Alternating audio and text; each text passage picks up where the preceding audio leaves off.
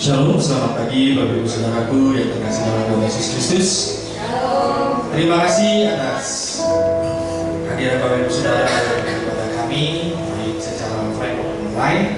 Kiranya Tuhan memberkati Bapak Ibu Saudara. Kita bersyukur pada kesempatan hari ini menjadi izinkan Tuhan bisa beribadah kepada Tuhan yang memberikan kita kekuatan dan kesehatan yang sempurna. Sebelum kita beribadah, kita percayakan hati kita kepada Tuhan dengan satu doa sejenak.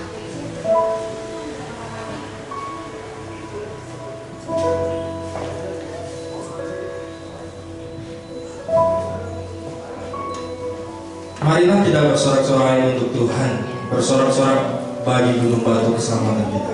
Biarlah kita menghadap wajahnya dengan nyanyian syukur, bersorak-sorak baginya dengan nyanyian Mazmur 95 ayat 1. Kami bersyukur Tuhan pada kesempatan pagi hari ini Tuhan.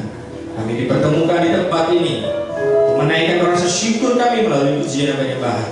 Kiranya Engkau disenangkan melalui pujian dan penyembahan kami.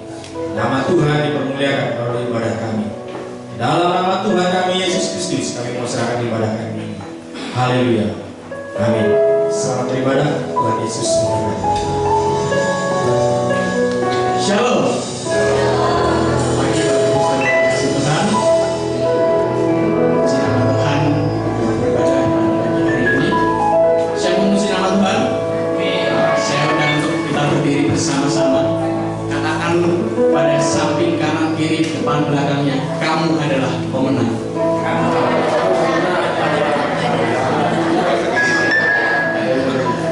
Siap jadi pemenang? Mari kita pujikan lebih dari pemenang.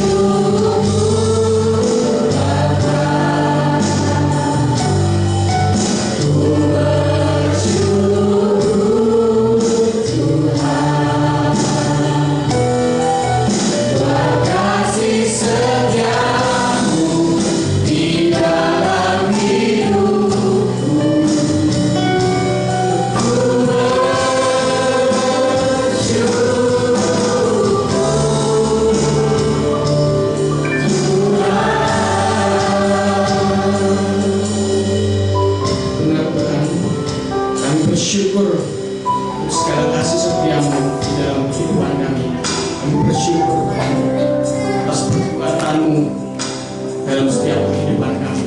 Kami bersyukur Tuhan memiliki Allah yang luar biasa seperti itu. Terima kasih Tuhan, terima kasih nama Tuhan Yesus. Amin. Silakan duduk kembali Bapak Ibu Saudara yang dikasihi Tuhan.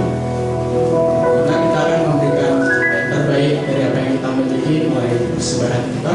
Petugas dipersilakan. Persembahan akan diiringi lagu dengan berkat anak cucu. Sebelum itu mari kita membaca Mazmur 96 ayat 8. Berilah kepada Tuhan kemuliaan namanya, bawalah persembahan, masuklah pelatarannya. Berkat anak cucu.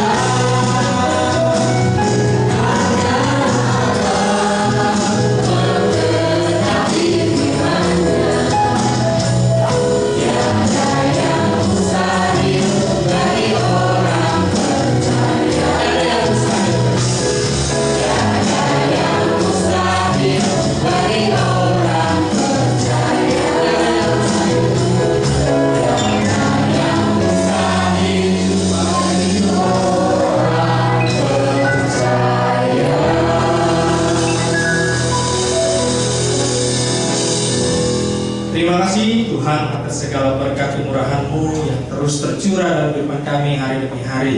Terima kasih Tuhan atas segala kesehatan dan kekuatan yang Kau berikan dalam kehidupan kami, sehingga kami bisa melakukan segala tugas kami dengan yang terbaik untuk menyenangkan hati-Mu Tuhan. Kiranya persembahan yang kami kumpulkan dan perpuluhan yang kami kumpulkan adalah ini menjadi suatu tanda rasa syukur kami, rasa hormat kami, dan rasa cinta kami kepada Engkau. Dalam persembahan ini bisa berguna untuk memperluas kerajaan-Mu di muka bumi ini ya Bapa. Melalui pelayanan kami di tempat ini ya Bapa. Di dalam nama Tuhan kami Yesus Kristus kami berdoa dan mengucap syukur. Haleluya. Amin. Ada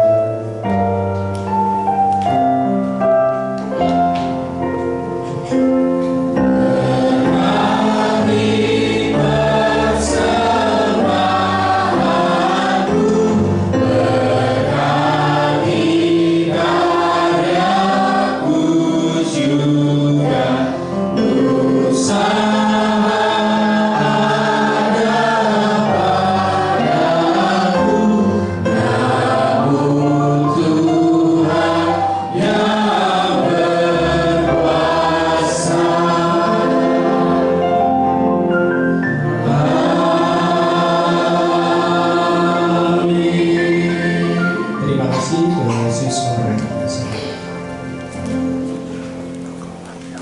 Untuk anak-anak sekolah minggu dipersilakan maju ke depan.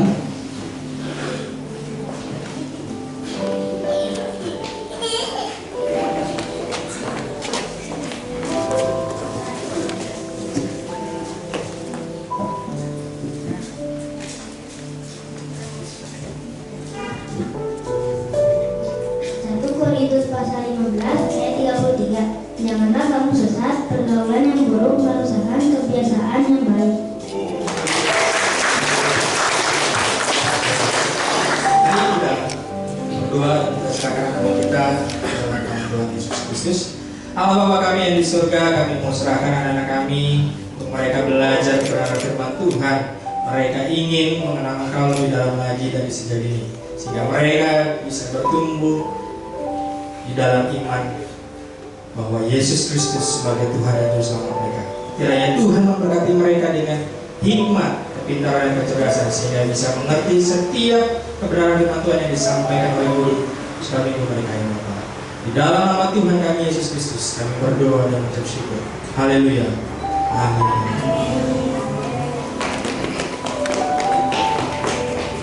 Saya undang Bapak Ibu Saudaramu, kita berdiri bersama-sama membaca kebenaran ayat firman Tuhan.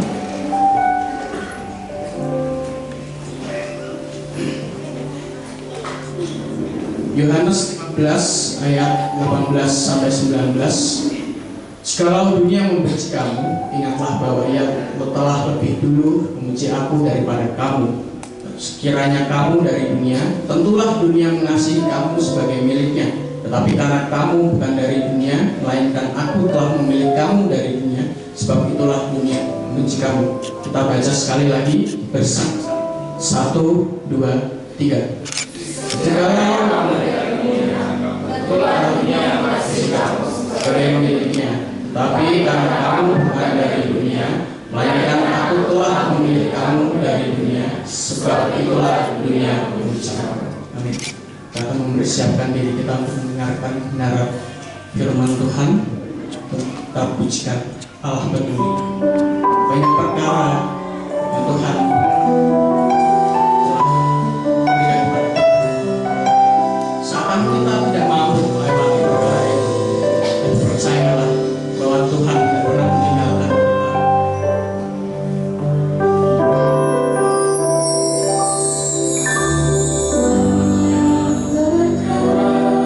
Nah Tuhan, yang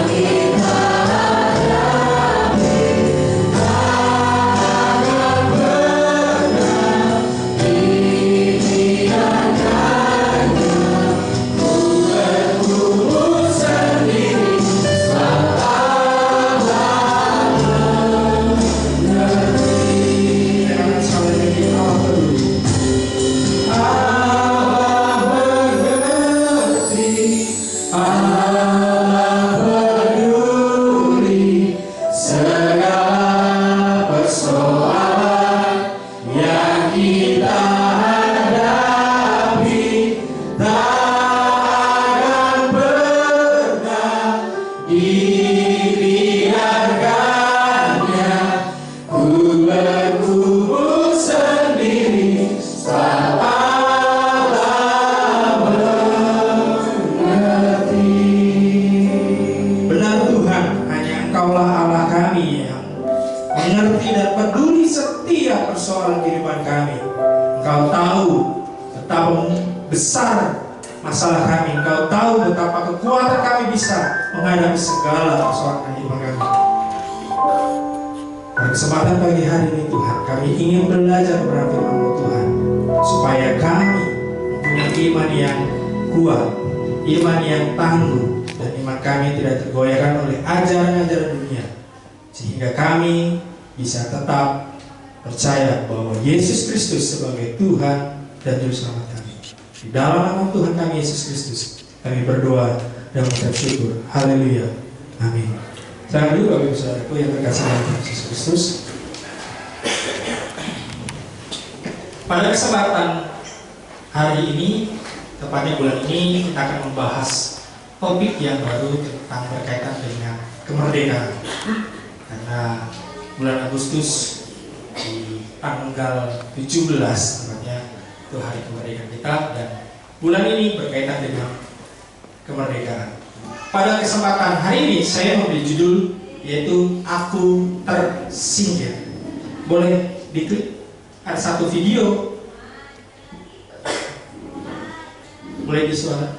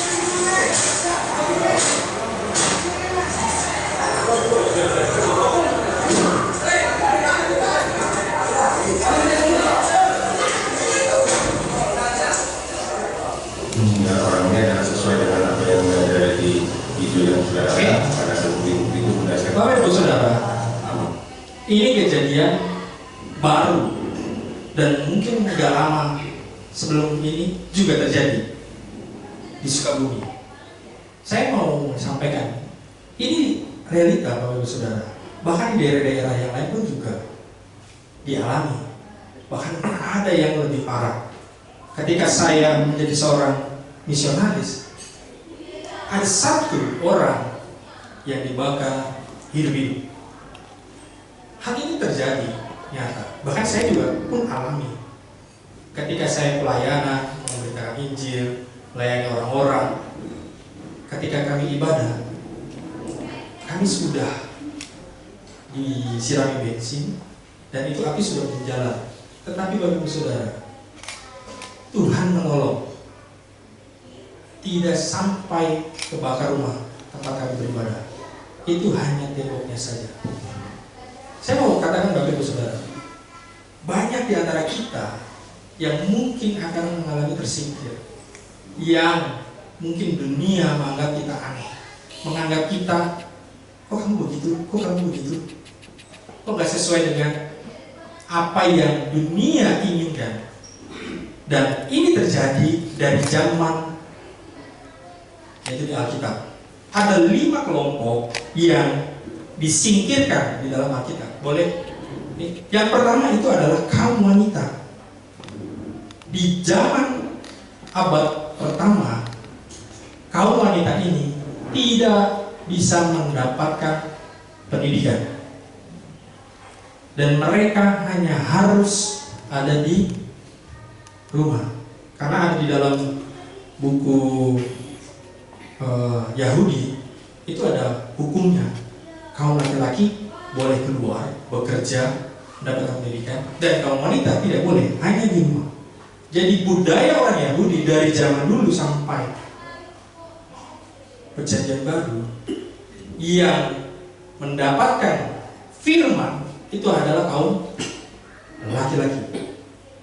Dan tugas dari kaum laki-laki harus menyampaikan dan mengajarkan kepada keluarganya, termasuk istri dan anak-anaknya, sampai mereka sama-sama mempunyai iman sama seperti laki-laki itu suami. Itu budaya orang Yahudi dan itu disingkirkan. Tetapi Bapak Ibu Saudara, ketika di Perjanjian Baru Tuhan mengubah hal itu semua. Tuhan memberikan spot, yaitu wanita. Ada siapa? Yang kita kenal? Ibunya Yesus siapa? Maria. Terus yang melihat Yesus pertama kali bangkit,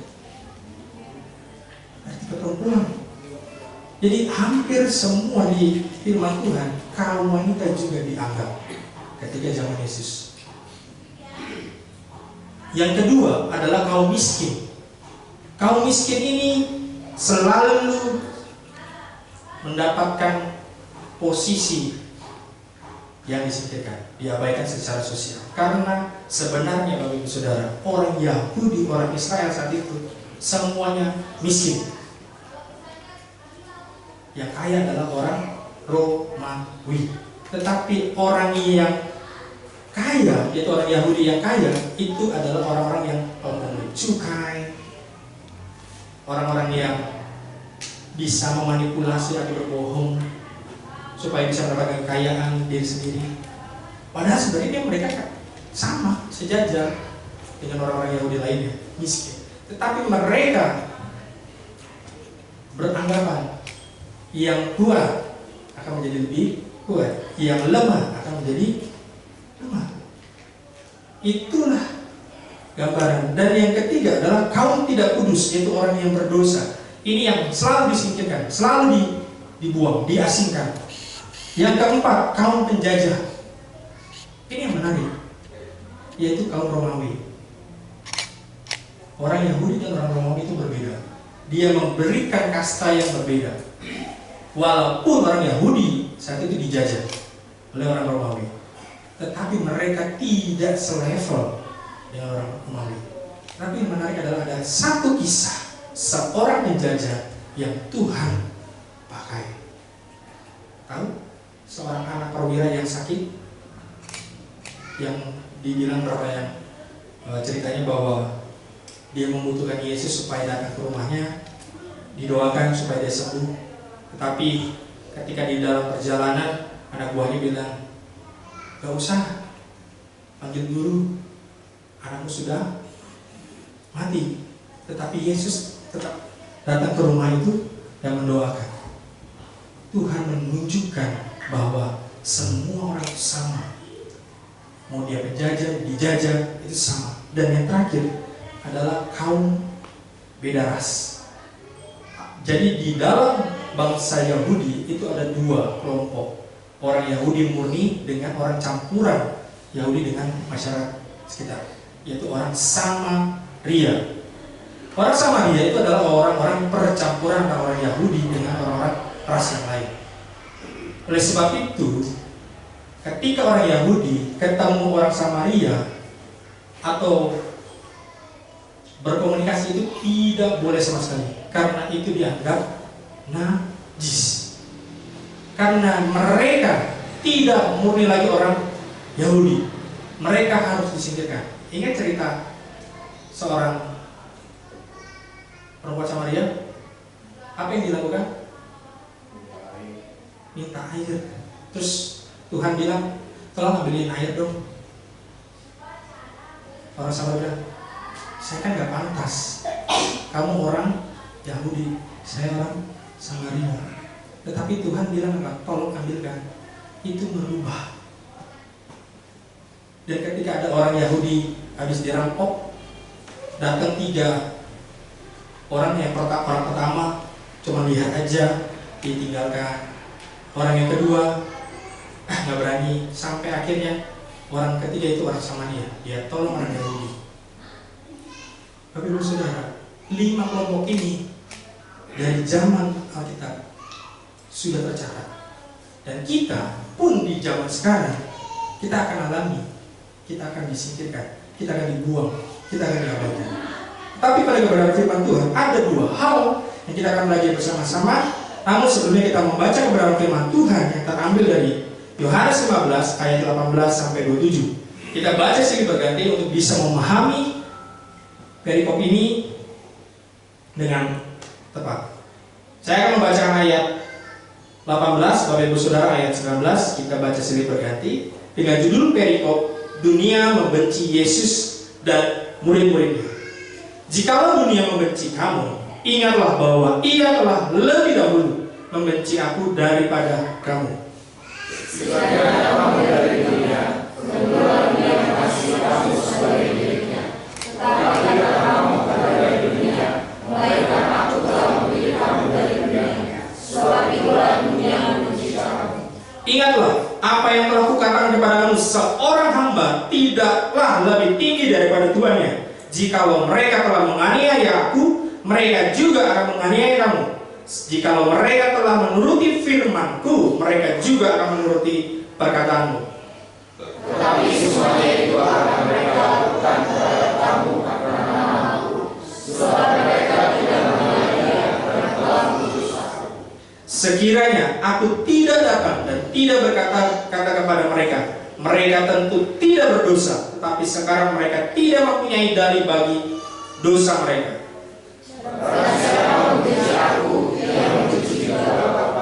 Sekiranya aku tidak melakukan pekerjaan di tengah-tengah mereka seperti yang tidak pernah dilakukan orang lain, mereka tentu tidak berdosa. Tetapi sekarang, walaupun mereka telah melihat semuanya itu, namun mereka membenci baik aku maupun Bapakku. Tetapi firman yang ada ditulis dalam kitab Taurat, mereka harus dimengerti. Mereka membenci aku atas alasan. Jikalau penghibur yang akan kuutus dari Bapa datang, yaitu roh kebenaran yang keluar dari Bapa, ia akan bersaksi tentang aku. Tetapi kamu juga harus bersaksi karena kamu dari semula bersama-sama. Hal yang pertama bagi saudara dari kebenaran firman Tuhan ini, yaitu beda status, beda identitas. Boleh diklik lagi di dalam Yohanes 18 ayat 19 itu dikatakan begini. Jikalau dunia membenci kamu, ingatlah bahwa ia telah lebih dahulu membenci aku, yaitu Yesus. Dunia dari zaman dahulu sudah membenci Yesus daripada kamu. Dikatakan ayat 19, sekiranya kamu dari dunia, tentulah dunia mengasihi kamu sebaliknya sebagai miliknya. Tetapi karena kamu bukan dari dunia, melainkan aku telah memilih kamu dari dunia. Sebab itulah dunia membenci kamu. Boleh next ayat 20-21. Ingatlah apa yang telah kukatakan kepadamu, seorang hamba tidaklah lebih tinggi daripada tuannya. Jikalau mereka telah menganiaya aku, mereka juga akan menganiaya kamu. Jikalau mereka telah menuruti firman-Ku, mereka juga akan menuruti perkataanmu. Tetapi semuanya itu akan mereka lakukan terhadap kamu karena nama-Ku, sebab mereka tidak mengenal Dia yang memutus aku. Bapak Ibu Saudara, ini yang menarik. Boleh next? Ini prinsip yang dunia ingin kita pahami. Dunia secara natural mengasihi apa yang sesuai dengan nilainya. Bapak Ibu Saudara, maksudnya begini, ketika dunia mengajarkan bahwa kalau kamu mau mendapatkan posisi yang hebat di dalam pekerjaan. Kalau kamu mau kaya, kamu harus melakukan hal-hal yang tidak sesuai, entah korupsi, jilat sana sini, dan sebagainya. Tetapi kalau kamu melakukan hal yang semestinya pekerjaan yang kamu lakukan, itu kamu tidak akan berhasil. Karena dunia mempunyai value yang berbeda dengan firman Tuhan. Karena dikatakan miliknya, yaitu yang memiliki karakter dan nilai yang sama. Jadi kalau dunia akan sayang sama kita kalau kita memiliki karakter dan nilai yang sama. Kalau dunia ingin kita manusia untuk berbohong, kalau kita juga berbohong, itu akan diterima. Tetapi kalau kita jujur, kita tidak akan diterima. Ini konsep yang Tuhan sudah katakan bahwa dunia ingin seperti ini. Kalau kita sama dengan dunia, dia akan terima. Tapi kalau kita berbeda dengan dunia, dia tidak akan terima. Berapa banyak orang yang disingkirkan? Banyak. Tetapi Bapak Ibu Saudara, ketiadaan kebencian dunia justru menunjukkan kesesuaian dengan dunia. Jadi dunia bakal terus membenci kita dari zaman dulu sampai nanti akhir zaman. Karena dunia mempunyai standar yang tinggi, yang berbeda. Kalau kita tidak bisa dengan sesuai apa yang dunia berikan, maka kita tidak akan mendapatkan. Ini prinsip dunia. Ini prinsip yang ditawarkan. Karena kalau kita mendapatkan status yang hebat, ya kamu lakukan apa yang dunia sudah katakan. Kalau kamu ingin mendapatkan identitas yang hebat, wah hebat Pak Adi, hebat, kamu harus lakukan sesuai dengan dunia ajarkan. Kalau tidak, maka kamu tidak akan mendapatkan itu semua. Tetapi sebaliknya, prinsip Tuhan. Boleh? Tuhan menginginkan umatnya tidak sama dengan dunia. Boleh next? Ini pemilihan Kristus mengubah identitas fundamental kita dan berubah identitas. Ini yang memicu konflik. Kalau dikatakan di firman Tuhan, Bapak Ibu Saudara, di ayat 19, sekiranya kamu dari dunia, tentulah dunia mengasihi kamu sebagai miliknya. Tetapi karena kamu bukan dari dunia, melainkan aku telah memilih kamu dari dunia, sebab itulah dunia membenci kamu. Saya akan memberikan penjelasan seperti ini dengan sebuah ilustrasi atau analogi. Boleh 3 orang yang sangat-sangat baik hati, yang rela untuk maju ke depan. Saya sudah lama tidak minta tolong teman-teman di sini. Boleh 3 orang dengan sukarela.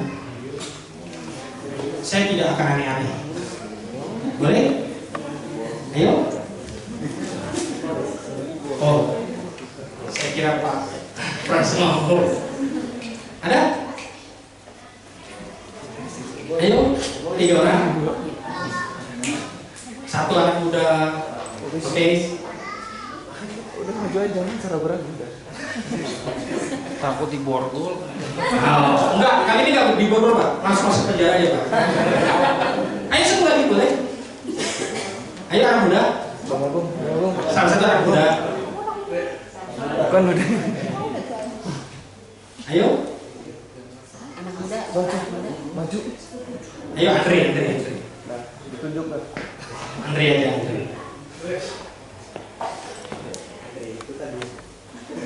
Ya, Andre yang kedua. Jadi Andre ya. Nah, ini ada 3. Kalian tentukan mau nomor 1, 2, 3. Siapa yang nomor 1, 2, dan 3? Jangan rebutan di sini. Oh, 1, 2, 3. Oke. Sekarang Pak Arpen dan Pak Boy sudah ke tembok. Tetap di sini Pak. Nah, sedangkan Andre ikut saya. Saya ada 2 kertas. Andre pilih salah satu. tolong peragakan apa yang di situ dan kasih tahu Pak Boris dengan peragaan. Oke, nanti Pak Boris juga mengingat apa yang diperagakan oleh Andre dan disampaikan kepada Pak Arven. Pak Arven tugasnya adalah menebak kira-kira itu apa. Oke, jadi Andre tugasnya sangat penting, harus benar-benar menggambarkan apa yang ada di tulis itu. Tidak boleh bicara, cuman gerak saja. Oke, mengerti? Oh, susah. Boleh? Boleh, mulai. Coba, balik Pak. Nah, oke, sekarang ke Pak Arven.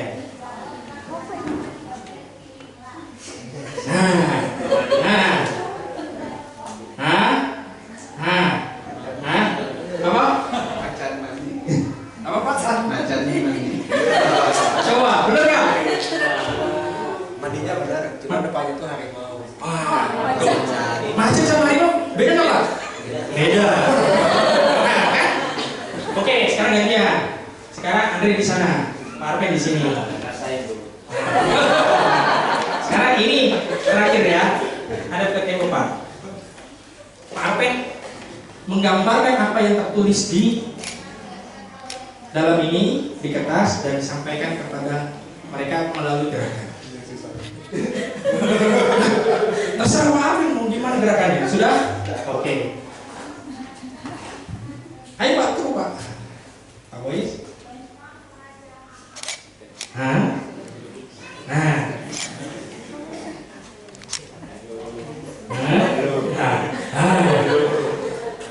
Apa saja? Ayo. Ular sih kan tinggi. Coba, sampai tahu kira-kira apa? Tuh, mereka tahu. Kenapa kamu ini? Oke, silakan dulu. Tepuk tangan dulu. Kamu saudara, saya mau menjelaskan begini. Ini menggambarkan firman Tuhan begini. Tuhan datang ke dunia ini memilih kita dari sekian ribu orang, ratusan orang yang ada di dunia ini. Tuhan memberikan satu perintah, satu amanah. Ketika saya memberikan satu perintah kepada dari pertama Andre, dan Andre harus menyampaikan kepada orang kedua, dan orang kedua harus menyampaikan kepada orang ketiga. Maksudnya di Bapak Ibu Saudara, ketika kita sudah dipilih oleh Tuhan dari orang-orang yang di dunia ini, tugas kita, status kita sudah berbeda. Kita harus menggambarkan atau menjelaskan siapa Yesus kita, atau siapa berarti juga, yaitu juru selamat kita. Itu tugas kita, dan Tuhan menempatkan juga di dalam dunia itu yang tidak tahu apa perintahnya. Ini maksudnya Bapak Ibu Saudara, ketika kita sudah dipilih oleh Tuhan, sudah ditetapkan oleh Tuhan menjadi anaknya, bukan sekedar lagi dia menjadi anaknya yang berubah, status derajat kita berubah, tetapi ada tugas yang Tuhan berikan kepada kita, bahwa Tuhan menginginkan kita untuk memberikan nilai-nilai kekristenan, nilai-nilai Alkitab bagi dunia ini, sehingga apa yang sudah kita dapatkan kita bagikan ke orang lain, sehingga orang lain tahu maksud dan tujuannya, tahu artinya. Kalau kita hanya cuma duduk diam, tidak menyampaikan, berarti kita hanya mau selfish, hanya diri kita sendiri yang benar, hanya diri kita yang ingin diselamatkan. Saudara kita, tetangga kita, kerabat kita tidak ingin diselamatkan. Ini tugas kita, tugas yang sangat mulia. Ketika kita udah beda statusnya menjadi anak-anak Tuhan, beda identitas kita dengan dunia, ada tugas dan tanggung jawab yang kita harus kerjakan. Oleh sebab itu Bapak Ibu Saudara, boleh next? Ini pertanyaan yang untuk kita koreksi dalam diri kita. Apakah saya merasa aneh atau tidak cocok dengan nilai-nilai dunia? Bagaimana saya merespon ketika nilai-nilai Kristen yang bertentangan dengan ekspektasi sosial? Apakah kita diam? Atau kita berani bersuara? Aduh susah Pak, kalau kita bersuara kita akan dibuang, kita akan disingkirkan. Apakah saya lebih takut ditolak manusia atau mengecewakan Tuhan? Kebanyakan dari kita takut ditolak oleh manusia, tapi kita tidak pernah takut mengecewakan Tuhan. Kita selalu berusaha. Orang-orang senang dengan kita, tapi kita jarang untuk menyenangkan Tuhan, karena kita takut diasingkan, disingkirkan, dibunuh, dibakar dan sebagainya. Tetapi Tuhan memberikan Roh Kudus di dalam setiap anak-anaknya, sehingga bisa memampukan kita melewati semua. Saya akan akhiri ini Bapak Ibu Saudara. Penganiayaan yang kita alami saat ini itu tidak seberapa besarnya ketika nanti di akhir zaman. Di firman Tuhan, penganiayaan itu 2 kali lipat apa yang terjadi dari sebelumnya. Kalau saya berdoa, sebisa mungkin saya sudah diangkat Tuhan lebih dahulu sebelum Tuhan datang. Saya tidak mau mengalami penganiayaan yang lebih besar dari apa yang saya sudah alami selama di dunia ini. Jadi Bapak Ibu Saudara, penolakan bukanlah tanda kegagalan, tetapi konfirmasi bahwa kita memang milik Kristus. Roh Kudus yang sama membangkitkan Yesus dari kematian tinggal di dalam kita, memperdayakan, memampukan kita untuk bersaksi dengan berani. Ketika kita berani bersuara nilai-nilai kebenaran firman Tuhan, ada Roh Kudus yang memampukan kita. Ada Roh Kudus yang akan mengubah. Jadi jangan biarkan ketakutan terhadap penolakan membuat kita berkompromi.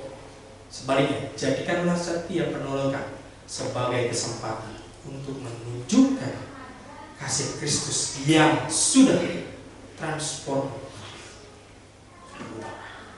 Itu yang Tuhan inginkan. Jadi kalau kita disingkirkan, diabaikan, diasingkan, kita tidak perlu cemas, tidak perlu khawatir.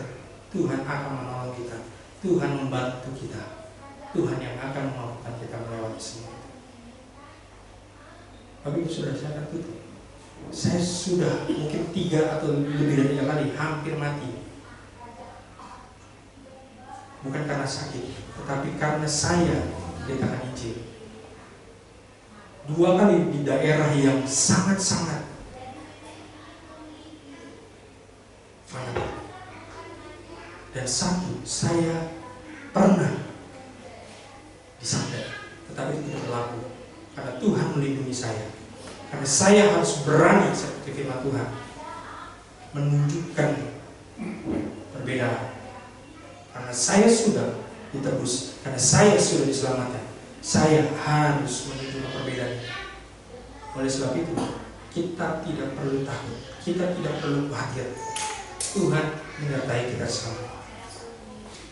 Dari sekarang sampai nanti Tuhan datang menjemput. Amin. Terima kasih Yesus. Saya undang pemain musik singer untuk maju ke depan. Kita akan meresponi kebenaran firman Tuhan. Kita minta pada Tuhan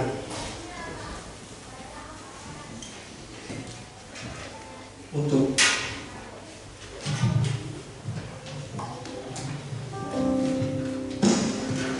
kita bisa mengasihi orang-orang ingin kita mengampuni setiap semua orang.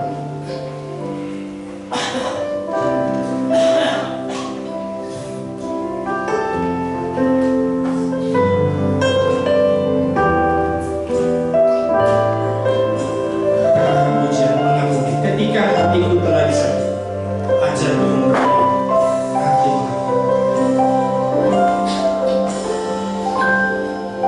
Ketika hatiku telah disakiti,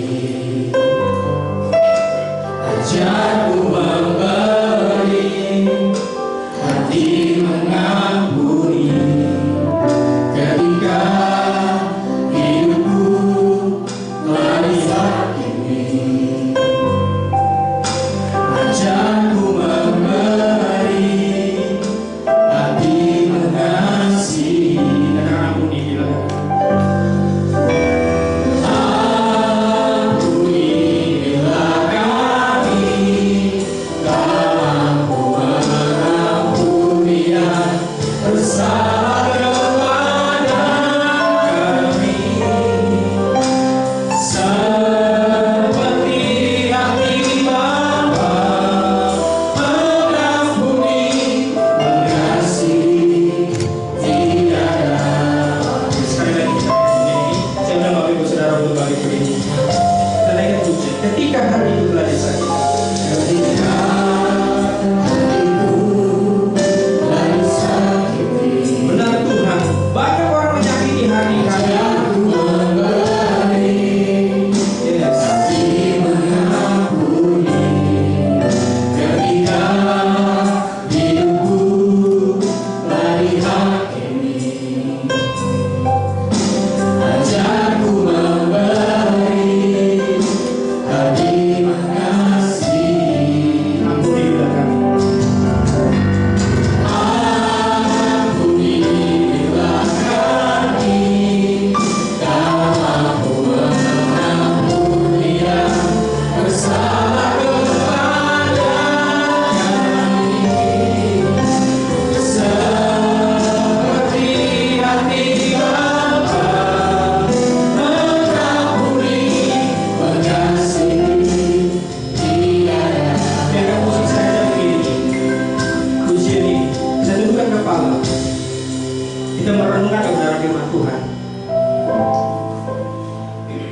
Ketika Tuhan datang ke dunia ini, mengambil kita, memilih kita untuk diselamatkan, saya dan Bapak Ibu Saudara, Tuhan sudah mengangkat status kita, mengangkat identitas kita, yang tadinya kita menjadi anak-anak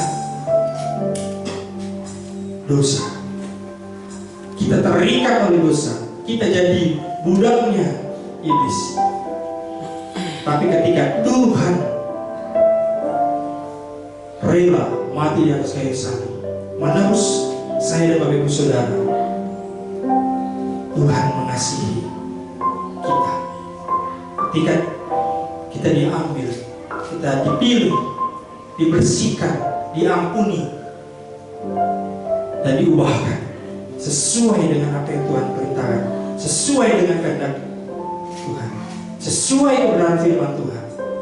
Dan Tuhan menaruh kita di dunia ini untuk kita membuktikan bahwa kasih yang sudah kita miliki, kasih yang sudah kita terima dari Tuhan, orang-orang bisa merasakan, orang-orang bisa melihat, orang-orang bisa menikmati kasih itu.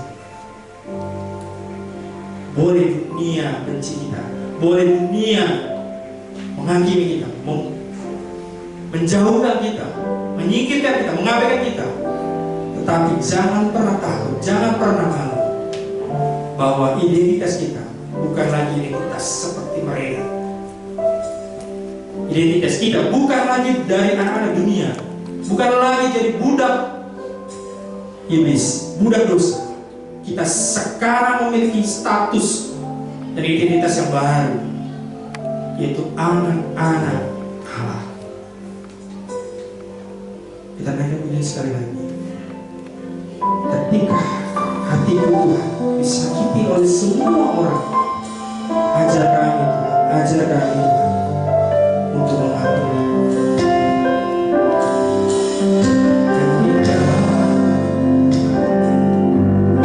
Ketika hatiku telah disakiti, Benar Tuhan. ajarku memberi hati mengampuni. Ketika hidupku telah dihakimi, ajarku memberi hati mengasihi. Dan ampuni Tuhan. Ampunilah kami dalam mengampuni yang bersalah kepada kami, seperti hati Bapa mengampuni mengasihi tiada. Ampuni Tuhan. Ampunilah kami dalam mengampuni yang bersalah kepada kami, seperti hati Bapa mengampuni mengasihi tiada. Bapak Ibu Saudara, pada kesempatan pagi hari ini saya memberikan kesempatan kepada kita semua. Mungkin ada hati kekecewaan, akar pahit yang ada di dalam diri kita. Kita mau lepaskan semuanya di dalam tangan Tuhan, supaya hati kita penuh dengan kasih Tuhan, penuh dengan cinta Tuhan, sehingga orang bisa merasakan. Jangan ditutup diri, jangan malu di hadapan Tuhan. Kita lepaskan semua pengampunan pada orang-orang yang menghina kita, menjelekan kita, menghakimi kita. Tuhan, Kau lihat setiap anak-anak Tuhan yang hadir pada kesempatan hari ini. Ketika mereka mempunyai kekecewaan, mereka mempunyai akar pahit, mungkin dengan orang tua, dengan anak, dengan saudara, dengan tetangga. Kami minta Tuhan pada kesempatan hari ini, Kau ampuni kami Tuhan. Lepaskan kami Tuhan dari roh-roh yang mengikat kami, yaitu roh kebencian, roh amarah. Kami tolak Tuhan di dalam nama Tuhan kami Yesus Kristus. Perbesar hati kami Tuhan dengan kasih-Mu, dengan cinta-Mu, supaya kami mengasihi semua orang, kami mencintai semua orang, tidak membeda-bedakan, tidak menganggap mereka rendah. Kami mau mengangkat mereka sama-sama dengan kami, untuk kami diselamatkan juga Tuhan. Ini kami Tuhan, pakai kami Tuhan, biar kami bisa menjadi terang dan terang.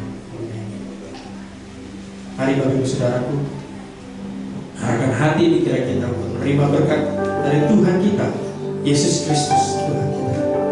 Diberkatilah engkau dalam keluargamu, anak-anakmu, dan bahkan cucu-cucumu. Diberkatilah pendidikan anak-anakmu dan cucu-cucumu dengan diberikan hikmat, kepintaran, kecerdasan. Tuhan akan memakai menjadi anak yang luar biasa. Diberkatilah dalam segala usaha dan pekerjaanmu. Tuhan akan membuatnya berhasil, dan Tuhan ingin kita bisa menjadi berkat, jadi saluran berkat bagi semua orang. Diberkatilah engkau dalam masa mudamu, karirmu, dan diberikan pasangan hidup yang sepadan, yang takut dan cinta akan Tuhan. Dan kiranya kita semua bisa menjadi terang dan terang bagi dunia ini. Pulanglah dengan kasih, sukacita, dan damai sejahtera dari Tuhan kita Yesus Kristus, mulai hari ini sampai Maranatha. Haleluya. Amin. Terima kasih Yesus.